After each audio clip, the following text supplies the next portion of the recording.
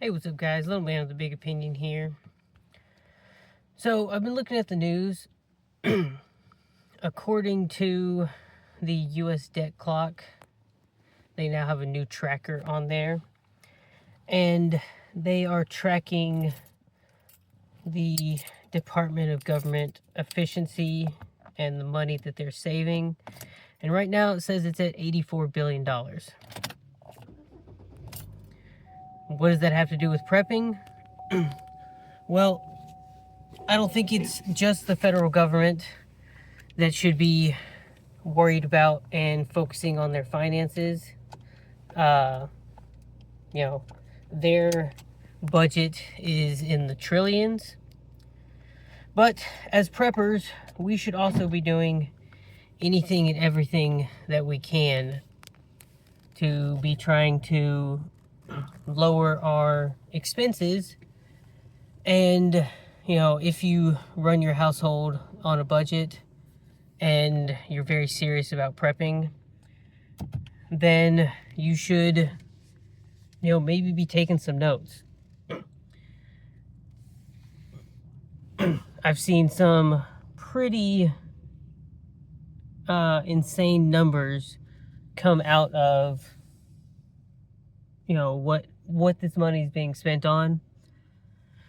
And while I can empathize with some of the programs that they're saying, we probably shouldn't be spending the money on this, we need to be focusing on ourselves, the same can kind of be said for prepping. There has been plenty of prepping discussions talking about, the end times are happening, and what do you do if someone shows up and needs help? If you have a good moral compass, you're kind of telling yourself, I want to be able to help people out. But it goes back to the analogy of, two guys are stuck in a hole. You should probably get yourself out of the hole first, and then you can worry about, bending down and trying to help the other person out of their hole. So,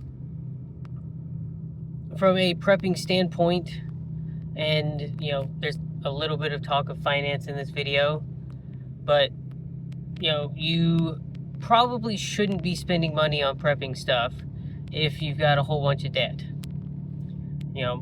I've planned out how my tax return is going to be spent, and I'll make a video on big ticket purchase items that you can think about if you get a tax return, because the average return is about $3,000, but I'm spending $1,000 to pay off some credit card debt that has occurred over the last year, because the $50 a month that I'm paying on those things, if I was only paying the minimum, I'd be paying that stuff forever. So I need to get myself out of a hole before I can, start helping other people. I need to help myself first. Other parts of the tax return is buying more weights so that I can get in even better shape. Because, having 4 10s and 4 5s, I'm not getting the best out of a squat with that. And, purchasing more food and other prepping supplies, I probably shouldn't be doing that stuff until, I don't have to worry about the debt. So, if you're a prepper and you have debt, the mindset should be getting out of the debt first. And I'm not talking about your house or a car payment. Those are bigger things that you can kind of, keep paying your balances, because if you started prepping after you paid your house off, you might be starting, much later in the game. But setting a budget and sticking with your budget. I spend about $100 a month on prepping because I am comfortable with that dollar amount. Yes, I could technically be spending more if I was putting money into paying off bills that I have. But I see stuff in the news all the time. I see what other preppers are doing.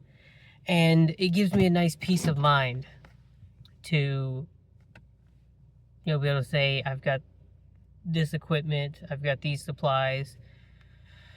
But I've spent the last probably 18 months really diving deep into my skill set.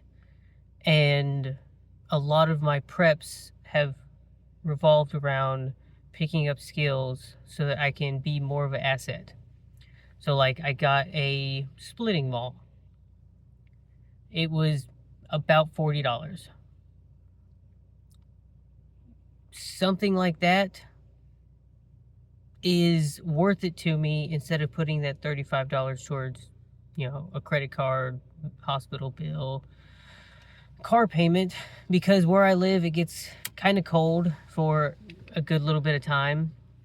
And I can comfortably say that the money I will save splitting my own wood is worth it to have the splitting maul. It's worth it to buy fuel for the chainsaw and spend the time sharpening it, because we can spend $200 or $300 on a cord of wood, and between my house and my grandma's house, we'll go through 3 or 4 in a winter. So the $38 and the $20 or $30 of fuel for a chainsaw to save $1,000, that is a good use of my prepping budget.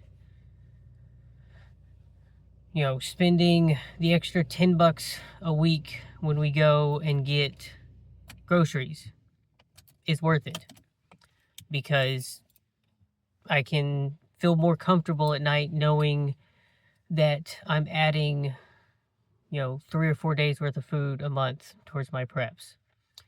And the amount of food that I have is about to decrease drastically because I'm having another family member move up with me. And so there's a new planning process that's going to happen. My son's getting older, so he's eating more and more calories, so the numbers are changing. So if you're getting a tax return, I would seriously break down the numbers. Make sure you're getting the best bang for your buck, and stay tuned to the next couple of days for what I would purchase as a prepper. I might make 2 videos, where one is it's your first time getting into prepping and here's how I would spend a third of your tax return. And the simple way is I'm going to go off the average of $3,000, so I'll make $1,000 video, because I don't think your entire life should revolve around prepping. $1,000 is a nice insurance policy for dealing with the problems that we prep for, and you still have money that you can go enjoy life and go on a vacation, buy some of the things that you want to buy that don't have anything to do with prepping, and you're still good to go. And then I'll throw in some interesting things that you can purchase if you have already been prepping for a while, but I'll save that for the next video. Like, subscribe, share, comment, do all the things to help the video reach as many people as we can, and let's keep the channel growing. And with that, catch you in the next one.